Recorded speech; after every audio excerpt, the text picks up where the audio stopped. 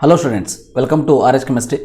So in today's video KCET and NEET Final Point 2021 Chemical Kinetics chapter na discuss ಮಾಡೋಣಂತೆ. So Chemical Kinetics Physical Chemistry ಒಳಗೆ last chapter ಇದು. So example questions discuss ಮಾಡ್ತಾ ಇದ್ದೀನಿ. ನಿಮಗೆಲ್ಲ ಗೊತ್ತೇ ಇದೆ.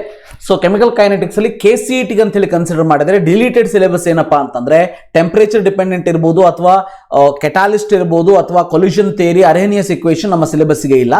So ಅದನ್ನ ಬಿಟ್ಟು ಉಳಿದಿರೋದನ್ನ ಓದಬೇಕು. ಬಟ್ ಕೆಮಿಕಲ್ ಕೈನೆಟಿಕ್ಸ್ ಅಲ್ಲಿ ಅದನ್ನ ಬಿಟ್ಟ ಮೇಲೆ ಕಾನ್ಸೆಪ್ಟ್ ಬಹಳ ಕಡಿಮೆ ಉಳಿತದ. ಬಟ್ ನನಗೆ ಒಂದು ಕ್ಯೂರಿಯಾಸಿಟಿ ಇದೆ, ಈ ವರ್ಷ KCET ಗೆ ಯಾವ ರೀತಿ ಕ್ವಶನ್ಸ್ ಅವರು ಕೇಳ್ತಾರೆ ಅನ್ನೋದು. ಸೊ ಬಟ್ ನೀಟ್ ಎಕ್ಸಾಮಿಗೆ ಡೆಫಿನೆಟ್ಲಿ ಹೋಲ್ ಸಿಲೆಬಸ್ ಓದಲೇಬೇಕು. Very important concept, remember that.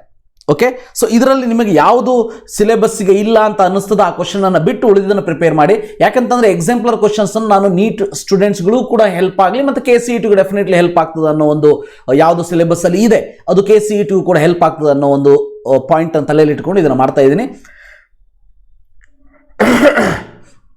Okay, let us start with this exemplar question part 1. Role of the catalyst is to. Very important ನೋಡಿ, ರೋಲ್ ಆಫ್ ದ ಕೆಟಾಲಿಸ್ಟ್ ಏನು ಮಾಡ್ತದ ಅಂತ ನೋಡ್ತಾ ಹೋದಾಗ remember Gibbs energy for the reaction, change Gibbs energy. Remember, Gibbs energy will never be changed, enthalpy never change, equilibrium constant never change, but activation energy of the reaction is going to change. So the answer for this question is 3. In the presence of catalyst, the heat evolved or absorbed during the reaction anta kelta idare. Catalyst, remember, it will not change the heat absorbed or evolved. So heat remains constant, nothing but enthalpy of the reaction remains constant anta ಏನು ಕಾಣಿಸ್ತಾ ಇದೆ ಅದು. So the answer for this question is 3. Then activation energy of the chemical reaction can be determined by anta ಇದೆ. So activation energy can be determined by, remember in this particular case, rate constant at 2 temperature. ಯಾಕೆ ಅಂತ ಅಂದರೆ ನಾವು ಅರೇನಿಯಸ್ equation ನೆನ್ಪು ಮಾಡ್ಕೊಳ್ಳೋಣಂತೆ. K is equal to AE to the power minus EA by RT ಅಂತ ಬರಿತೀವಿ, ಹೌದಾ? So ಇದನ್ನು ನಾವು log K2 by K1 ಅಂತ ಹೇಳಿ ಬರಿತೀವಿ. So because of that remember different temperatures we can easily calculate the activation energy. So the answer for this question is 2. Fourth one, consider the figure 4.1. ನಿಮಗೆ ಕಾಣಿಸ್ತಾ ಇದೆ ಇಲ್ಲಿ figure. So mark the incorrect option ಅಂತ ಇದೆ, ಹೌದಾ? Mark the incorrect option ಅಂತ ಇದೆ. So ಇಲ್ಲಿ ನೋಡ್ತಾ ಹೋಗ್ಬೋದು ನೀವು, ಇದು ಏನಿದೆಯಲ್ಲ ಇದು ಆಕ್ಟಿವೇಶನ್ ಎನರ್ಜಿ, ಹೌದಾ? ಇದು ಪೂರ್ತಿ ಏನು ಕಾಣಿಸ್ತಾ ಇದೆ, this is activation energy. So activation energy ಅಂದ್ರೆ ಏನಾಯ್ತು ಈಗ ಇಲ್ಲಿ E1 ಪ್ಲಸ್ E2 ಆಯಿತು, E1 ಪ್ಲಸ್ E2 ಆಯಿತು, ಹೌದಾ? ಸೊ E1 ಪ್ಲಸ್ E2 ಆಯಿತು. The product is less stable, ಹೌದಾ ಅಲ್ವಾ ಅಂತ ನೋಡಿ. ಯಾವಾಗಲೂ remember as energy increases stability remember decreases, ಹೌದಾ? ಎನರ್ಜಿ ಇನ್ಕ್ರೀಸ್ ಆದಾಗ ಸ್ಟೆಬಿಲಿಟಿ ಡಿಕ್ರೀಸ್ ಆಗ್ತದೆ. ಹಾಗಾದ್ರೆ ಎನರ್ಜಿ ಜಾಸ್ತಿ ಯಾವುದಕ್ಕಿದೆ, ಪ್ರಾಡಕ್ಟ್ಗಿದೆ, ಹೌದಾ? ಎನರ್ಜಿ ಈ ರೀತಿ ಇನ್ಕ್ರೀಸ್ ಆಗ್ತಾ ಇದೆ, ಪ್ರಾಡಕ್ಟ್ಗೆ ಜಾಸ್ತಿ ಎನರ್ಜಿ ಇದೆ. Hence remember we can say in this particular case the product is less stable than reactant. So the answer for this question is 1. Then consider the following reaction, gas phase decomposition reaction. ಇದು factual question, ಇದು factual. ಇದರ derivation ನಿಮಗೆ NCERT textbook ಅಲ್ಲೂ ಕೂಡ ಇದೆ. You have to remember there is no other way for this. So answer for this question is remember. So in this particular case you can see 2Pi minus PT. So answer for this question is remember second one. So ಇಂಥ question ಬಂದಾಗ ನಿಮ್ಮ NCERT knowledge ಏನಿದೆ ಅದು ಬಹಳ important ಆಗ್ತದೆ. ಆ knowledge ಏನಾದರೂ ಕರೆಕ್ಟಾಗಿ ಇತ್ತು ಅಂತಂದರೆ you can easily tell this particular question. So the answer for this question is B, that is second one. Then ನಾವು sixth one, consider the Arrhenius equation like this AE to the power minus EA by RT. Which of the following option represent the graph of ln K versus 1/T ಅಂತ ಇದೆ. So ಇದಕ್ಕೆ K is equal to AE to the power minus 1 EA by RT ಗೆ ನಾವು ಏನು ಮಾಡೋಣಂತೆ, so we will apply log to both side. So log ಅನ್ನು apply ಮಾಡಿದಾಗ ಇಲ್ಲಿ ಏನಾಗ್ತದೆ, so this will become, remember ಇಲ್ಲಿ E to the power ಅಂತ ಇರೋದಕ್ಕೆ ಫಸ್ಟ್ ln ಅಪ್ಲೈ ಮಾಡೋಣಂತೆ. So ln K is equal to, so ln A minus EA by RT ಅಂತ ಬರ್ತದೆ, ಹೌದಾ? EA by RT ಅಂತ ಬರ್ತದೆ. ಸೊ ಈ ಒಂದು ಗ್ರಾಫನ್ನು ನಾವು ಇಲ್ಲಿ ln K ನೇ ಇದೆ. So ln K versus 1/T ಮಾಡಿದಾಗ ನಿಮಗೆ ನೆಗೆಟಿವ್ ಸ್ಲೋಪ್ ಬರ್ತದೆ, minus EA by R. Negative slope ಬರಬೇಕು ಮತ್ತು ln A should be intercept ಅಂತಂದರೆ ಇದಂತೂ ಸಾಧ್ಯ ಇಲ್ಲ, ಇದು ಸಾಧ್ಯ ಇಲ್ಲ, ಇದು ಸಾಧ್ಯ ಇಲ್ಲ, ಯಾಕಂದ್ರೆ all these are positive slope. So the answer for this question is second one, remember that. 7th question, consider the following equation given below mark the correct statement ಅಂತ ಇದೆ. ಸೊ ಇದು ಕೂಡ ಫ್ಯಾಕ್ಚುಯಲ್ ಕ್ವಶನ್, ಬಹಳ simple ಆಗಿ ಇಲ್ಲಿ ಹೇಳ್ಬೋದು ನಾವು. So as a rate constant increase ಆಗ್ತದೆ, ಯಾವಾಗ ಇನ್ಕ್ರೀಸ್ ಆಗ್ತದೆ? EA ಡಿಕ್ರೀಸ್ ಆಗಬೇಕು, ಟೆಂಪರೇಚರ್ ಇನ್ಕ್ರೀಸ್ ಆಗಬೇಕು. ಹೌದಾ? Decrease in activation energy, increase in temperature. So the answer for this question is 4th one, remember. Next ಇಲ್ಲಿ ಗ್ರಾಫ್ ನೋಡ್ಬೋದು ನೀವು. ಇಲ್ಲಿ ಗ್ರಾಫ್ ಅನ್ನು ನೋಡಿ, ಎವರೇಜ್ ರೇಟ್ ಆಫ್ ರಿಯಾಕ್ಷನ್ ಅಂತ ಕೇಳಿದ್ದಾರೆ. 40 ಸೆಕೆಂಡ್ಗೆ ಕೇಳಿದ್ದಾರೆ. ಹೌದಾ? 40 ಸೆಕೆಂಡ್ಗೆ ಏನಾಗ್ತದ ಅಂತ ನೋಡ್ತಾ ಹೋದ್ರೆ 40 ಸೆಕೆಂಡ್ ಇಲ್ಲಿದೆ, ಇಲ್ಲಿ ನೋಡ್ಬೋದು V3 ಇದೆ. ಹೌದಾ?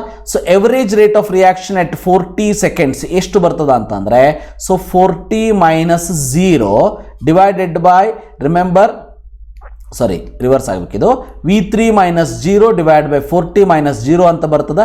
ಅಂದರೆ answer for this question will be V3 divide by 40. ಇದು average rate of reaction. Hence the answer for this question is, remember, 3rd one. Next 9th one, you can see which of the following statement is not correct about the order of reaction ಅಂತ ಕೇಳ್ತಾ ಇದ್ದಾರೆ. So ಕರೆಕ್ಟಾಗಿ ನೋಡ್ತಾ ಹೋಗಿ. Order of reaction can B fractional number, definitely correct. Order of reaction exponent, experimental determinant quantity, definitely correct. Order of reaction is always equal to sum of the stoichiometric coefficients of the reactants in the balanced chemical equation anta ide. Definitely it is wrong. Remember, it is wrong. Hence the answer is 3rd one, because it is not equal to stoichiometric coefficient, or may or may not equal to anta heltivi. May or may not equal to anta heltivi. Hence the answer is 3rd one. 3rd one nodi. So 10th one nodi. 10th one, you can see graph is given. Graph ಅಂತ ಕೊಟ್ಟಿದ್ದಾರೆ. ಹೌದಾ? So which of the following options does not show instantaneous rate? Questions ನೋಡ್ಕೊಳ್ಳಿ. Does not show instantaneous rate ಅಂತ ಇದೆ. ಈಗ ನಾವು instantaneous rate ಅನ್ನು ನೋಡ್ತಾ ಹೋದಾಗ, ಇನ್ಸ್ಟಂಟೇನಿಯಸ್ ರೇಟ್ ಅಂತಂದ್ರೆ at that particular point of time. ಹೌದಾ? ಇನ್ಸ್ಟಂಟೇನಿಯಸ್ ರೇಟ್ ಅಂತಂದ್ರೆ at that particular point of time. So in this particular case instantaneous rate ಅನ್ನು ನೀವು ಕ್ಯಾಲ್ಕುಲೇಟ್ ಮಾಡಬೇಕು ಅಂತಂದ್ರೆ, so here remember, so interval of time is close to 40 second ಅಂತ ಹೇಳಿದ್ದಾರೆ. 40 second ಅಂತ ಕೊಟ್ಟ ಮೇಲೆ ಇದು 40 ಮೈನಸ್ 30 ಇರ್ಬೋದು, 40 ಮೈನಸ್ 20 ಇರ್ಬೋದು, ಸೊ 50 ಮೈನಸ್ 30 ಇರ್ಬೋದು. ಇವೆಲ್ಲದೂ ಕೂಡ ಕರೆಕ್ಟೇ. ಅಂದರೆ ಡಿನಾಮಿನೇಟರ್ ಎಲ್ಲದೂ ಕೂಡ ಕರೆಕ್ಟೇ, no doubt in it. But numerator ಅಂತ ಬಂದಾಗ ನೋಡ್ಬೋದು ಇಲ್ಲಿ 40 ಮೈನಸ್ 30. ಈ ಗ್ರಾಫನ್ನು ಸ್ವಲ್ಪ ಮೇಲ್ಗಡೆ ತೊಗೊಂಡು ಹೋಗ್ತೀನಿ. ಸೊ 40 ಮೈನಸ್ 30 ಅಂದಾಗ ಇಲ್ಲಿ ನೋಡ್ಬೋದು V3 ಮೈನಸ್ V2 ಅಂತ ಇದೆ. That is correct. V3 minus V1, 40 minus 20 ನೋಡಿ, V3 ಮೈನಸ್ V1. ಈ ಗ್ರಾಫ್ ನಾವು ಕನ್ಸಿಡರ್ ಮಾಡ್ತಾ ಇದ್ದೀವಿ, ಗೊತ್ತಿರಲಿ.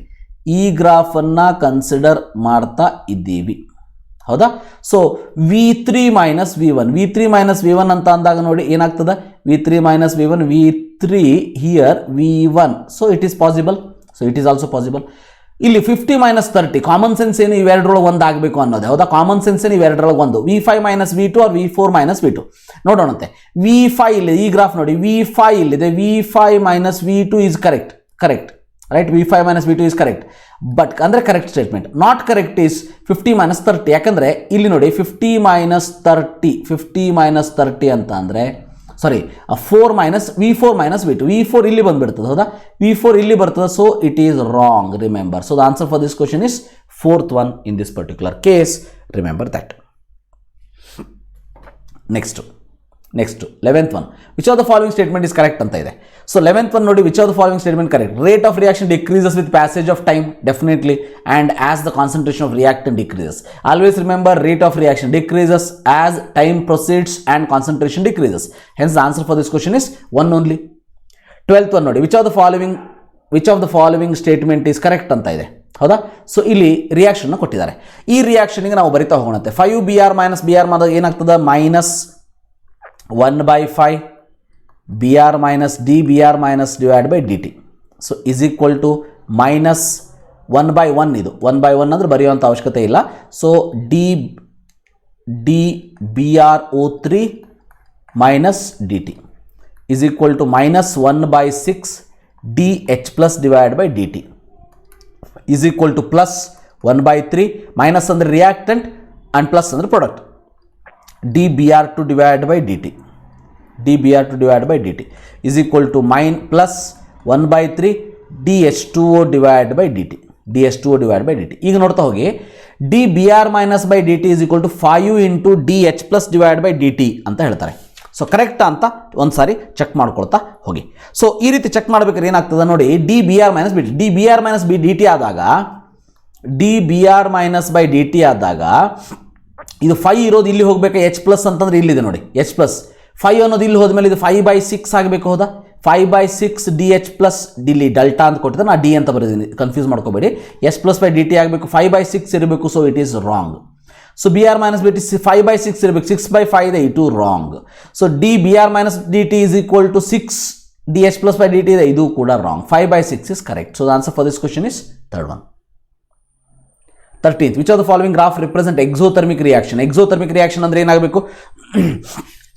ಎಕ್ಸೋಥರ್ಮಿಕ್ ರಿಯಾಕ್ಷನ್ ಅಂದಾಗ remember in this particular case E of product should be less than E of reactant, ಅಥವಾ ರಿವರ್ಸ್ ಕೂಡ ನೀವು ನೆನ್ಪಿಟ್ಕೊಳ್ಬೋದು. Okay, so in this particular case E of reactant, ಅಥವಾ ಹೀಗೂ ಬರ್ತದೆ, ಇದು E of reactant should be more than E of product. So ಇಲ್ಲಿ ನೋಡ್ತಾ ಹೋಗಿ, ಇದು ಪ್ರಾಡಕ್ಟ್ ಕಡಿಮೆ ಇದೆ, ರಿಯಾಕ್ಟೆಂಟ್ ಜಾಸ್ತಿ ಇದೆ. So answer for this question is A, ಅಂದರೆ only A is the correct one. 14th, the rate law for the reaction A plus 2B gives rise to C ಅಂತ ಇದೆ, found to be. C concentration of the reactant B is doubled, A constant, B is doubled. B is doubled ಅಂತಂದ್ರೆ B to the power 1 ಇದೆ. ಹೌದಾ? ಅಂದ್ರೆ rate constant ಕೂಡ double ಆಗ್ತದೆ. So ಇಲ್ಲಿ ನೋಡ್ಬೋದು, concentration of the reactant B is doubled. ಕರೆಕ್ಟಾ? So in this particular case remember, keeping the concentration of A constant, A ಅನ್ನ ಕಾನ್ಸ್ಟೆಂಟ್ ಇಟ್ಕೊಂಡಿದ್ದೀವಿ. So value of the rate constant will be, so here 1 + 1, ಇದು constant ಇದೆ, ಇದು constant ಇದೆ ಅಂತಂದ್ರೆ ಇದು first order reaction ಆಯಿತು. ಫಸ್ಟ್ ಆರ್ಡರ್ ರಿಯಾಕ್ಷನ್ ಏನಾಗ್ತದೆ? Doubled. So rate constant same ಯಾವಾಗ ಇರ್ತದೆ? ರಿಮೆಂಬರ್ 0 ಆರ್ಡರ್ ರಿಯಾಕ್ಷನ್ ಇದ್ದಾಗ. ಬಟ್ ಇದು ಫಸ್ಟ್ ಆರ್ಡರ್ ರಿಯಾಕ್ಷನ್ ಕೊಟ್ಟಿದ್ದಾರೆ. So answer for this question is doubled. Remember, concentration of the reactant B is doubled, so rate is also doubled. Okay, so because A we have kept constant, concentration of the A we have kept constant, because of that remember answer for this question is doubled. 15th one, which of the following statement is incorrect about the collision theory of chemical reaction? Which of the following statement is incorrect? Collision theory. Collision theory ಅನ್ನು ಒಂದ್ಸಲ ನೆನಪು ಮಾಡ್ಕೊಂಡು ಬನ್ನಿ. So in this particular case remember, so it considers reacting molecule or atom to hard sphere. That is correct. Ignores their structural feature is wrong. Hard spheres, correct. It will ignore its structural feature. Structural feature navilli consider ಮಾಡೋದಿಲ್ಲ. Number of effective collision determines the rate of reaction. Correct. Collision of atoms or molecule possessing sufficient threshold energy results into the product formation. Remember, in this particular case, collision of atoms or molecules possessing in this particular case remember, not only threshold energy, proper orientation is also required, hence it is not correct. So the answer is 3. Molecule should collide with sufficient threshold energy and proper orientation is correct. So the answer is 3. Next ನೋಡಿ, ಇದು ಭಾಳ important, hint ಇದೆ ಇಲ್ಲಿ. First order reaction 50% completed, 100% completed. Remember one thing, any reaction to be 100% complete, time should be infinite. Remember, time should be infinite. So the answer for this question is infinite. Compound A and B is given according to this reaction. ಇವೆಲ್ಲ ಓದೋದಕ್ಕೆ ಹೋಗಬೇಡಿ, ಇಲ್ಲಿ ನೋಡ್ಬಿಡಿ, reaction ಗೊತ್ತಾಗ್ಬಿಡ್ತದೆ. See, ಇದು constant, ಹೌದಾ? This is also constant, this is constant. ಎರಡು constant ಇದೆ. ಆವಾಗ ಇದನ್ನು ಡಬಲ್ ಮಾಡಿದರೆ rate increases 4 times. Rate increases 4 times ಅಂತಂದ್ರೆ ಯಾವ ಆರ್ಡರ್ ಇದು? Order is equal to 2. Remember, order is equal to 2. When concentration doubled, rate doubled. So concentration doubled, rate doubled. It is first order reaction. Okay, so if concentration doubled, if rate 4 times increases, second order reaction. So ಇದು second order. ಈಗ ಇದನ್ನ kept constant, ಇದನ್ನ constant. ಈಗ ನೋಡಿ, rate concentration doubled, rate increases 2 times. ಅಂದ್ರೆ meaning ಏನು? So rate increases 2 times ಅಂತಂದ್ರೆ first order reaction. So A1 B2. So the answer is 2. Rate is equal to K into A to the power 1 and B to the power 2. So answer for this question is 2. Then which of the following statement is not correct for the catalyst? Catalyst nodi, catalyst does not alter, it catalyzes forward and backward reaction to the same extent. Correct. Does alters delta G? Wrong. Remember, wrong. It does not alter. Namak answer ille sikbidtu, hauda? It is a substance that does not change the equilibrium constant. So does not change, correct. It provide an alternative mechanism, correct. So the answer is 2. The value of rate constant of pseudo first order reaction, ಭಾಳ important ಇದು. Pseudo first order reaction ಏನು ಮಾಡ್ತೀವಿ pseudo first order reaction ಅಲ್ಲಿ? For example k is rate is equal to k into a to the power 1 b to the power 1 ಅಂತ ಇತ್ತು ಅಂತ ಇಟ್ಕೊಳ್ಳಿ. So ಈಗ ಇದನ್ನ ಸೂಡೋ ಫಸ್ಟ್ ಆರ್ಡರ್, ಇದು ಸೆಕೆಂಡ್ ಆರ್ಡರ್ ಇದೆ ಈಗ, ಹೌದಾ? ಇದನ್ನ ಸೂಡೋ ಫಸ್ಟ್ ಆರ್ಡರ್ ಕನ್ವರ್ಟ್ ಮಾಡಬೇಕು ಅಂತಂದ್ರೆ just imagine B is taken in excess. B is taken in excess ಅಂದ್ರೆ then only R is equal to K A to the power 1. So pseudo first order reaction ಆಗ್ತದೆ. It looks like second order but converted into first order by taking one of the reactant in excess ಅನ್ನೋದು pseudo first order reaction definition. So in this particular case remember A to the power 1 it will become, so b to the power 0 it will become. ಯಾವಾಗ b ಅನ್ನು excess ತಗೊಂಡಾಗ ಅಂದರೆ total pseudo first order reaction rate constant depending on what ಹಾಗಾದರೆ excess of reagent, excess of reagent. So the answer is second one, depends on the concentration of reactant present in excess. Then consider the reaction A to B. Concentration of both the reactant and the product varies exponentially with time. Which of the following figure is correctly described? Correctly described ನೋಡಿ. Concentration ಈ ರೀತಿ increase ಆಗ್ತಾ ಹೋಗ್ತಾ ಇದೆ, ಹೌದಾ? So A is reactant, B is product. ಯಾವಾಗಲೂ A reactant ಏನಾಗ್ತದೆ? Always reactant decreases, product increases. ನೋಡಿ ಪ್ರಾಡಕ್ಟ್ ಇನ್ಕ್ರೀಸ್ ಆಗ್ತಾ ಇದೆ ಬಿ, ರಿಯಾಕ್ಟೆಂಟ್ ಕಡಿಮೆ ಆಗ್ತಾ ಇದೆ ಎ, ದೆನ್ ಡೆಫಿನೆಟ್ಲಿ ಇದೇ ಕರೆಕ್ಟ್, ಹೌದಾ? ಯಾಕಂದ್ರೆ ಈ ರೀತಿನೂ ಆಗೋದಿಲ್ಲ, ಈ ರೀತಿನೂ ಆಗೋದಿಲ್ಲ, ಗೊತ್ತಿರಲಿ, ಈ ರೀತಿನೂ ಆಗೋದಿಲ್ಲ. ಯಾಕಂದ್ರೆ ಎ ಇಲ್ಲಿದೆ ಮೇಲಿದೆ, ಎ ಜಾಸ್ತಿ ಆಗೋದೇ ಇಲ್ಲ ಯಾವಾಗಲೂ, ಹೌದಾ? ಸೊ ಬಿ ಈ ರೀತಿನೂ ಇನ್ಕ್ರೀಸ್ ಆಗೋದಿಲ್ಲ. So the answer for this question is second option. Remember assertion reason ನೋಡ್ಬಿಡುವಂತೆ. ಸೊ ಅಸರ್ಷನ್ ರೀಸನ್ ಅಲ್ಲಿ ನೋಡಿ, in this particular case order of the reaction can be 0 or fractional, correct. We cannot determine the order from balance chemical equation, correct. But remember reason is not the correct explanation. ಯಾಕಂತಂದ್ರೆ order of the reaction can be 0 or fractionalಗೆ reason, correct reason ಏನಂತಂದ್ರೆ the rate of reaction may not depend upon the concentration of the reactant ಅಂತ ಆಗಬೇಕು, may not depend upon ಅಂತ ಆಗಬೇಕು. So ಎರಡೂ ಕರೆಕ್ಟೇ, but reason is not the explanation for assertion. So the answer is 2. See order and molecularity are same. ಯಾರು ಹೇಳಿದ್ರು? ಸಾಧ್ಯನೇ ಇಲ್ಲ, ಹೌದಾ? So wrong. Assertion is wrong. Order is determined experimentally and molecularity is sum of the stoichiometric coefficient, definitely correct. So answer for this question, assertion is wrong and reason is correct. So option is 5th one. Enthalpy of reaction remains constant in the presence of catalyst, definitely correct.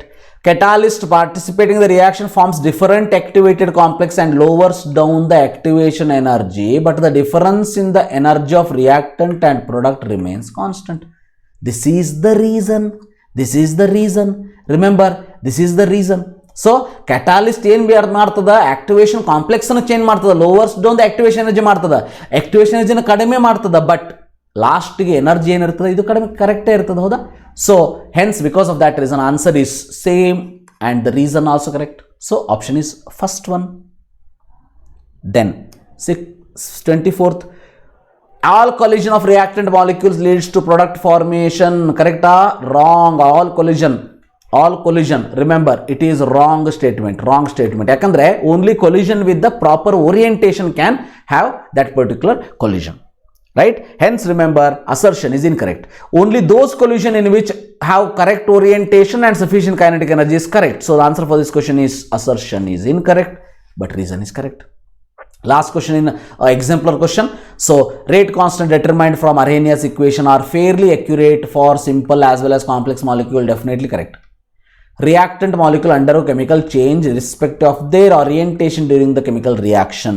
Remember, in this particular case this is incorrect. ನೋಡಿ, reactant molecule undergo chemical change ಇರ್ರೆಸ್ಪೆಕ್ಟ್ of their orientation ಅಂತಾರೆ, wrong. Correct, proper orientation ಬೇಕು. Remember, proper orientation is required. Hence answer for this question is assertion is correct, reason is incorrect. So assertion is correct, reason is incorrect, answer is 3. With this, remember, I am completing exemplar problems on chemical kinetics. So chemical kinetics ಮೇಲೆ ಉಳಿದಿರುವಂಥ questions ಅನ್ನ discuss ಮಾಡೋಣ ಮುಂದಿನ ವಿಡಿಯೋದಲ್ಲಿ. ಮತ್ತೆ ಭೇಟಿ ಆಗೋಣಂತೆ. Thank you for watching. Have a nice day.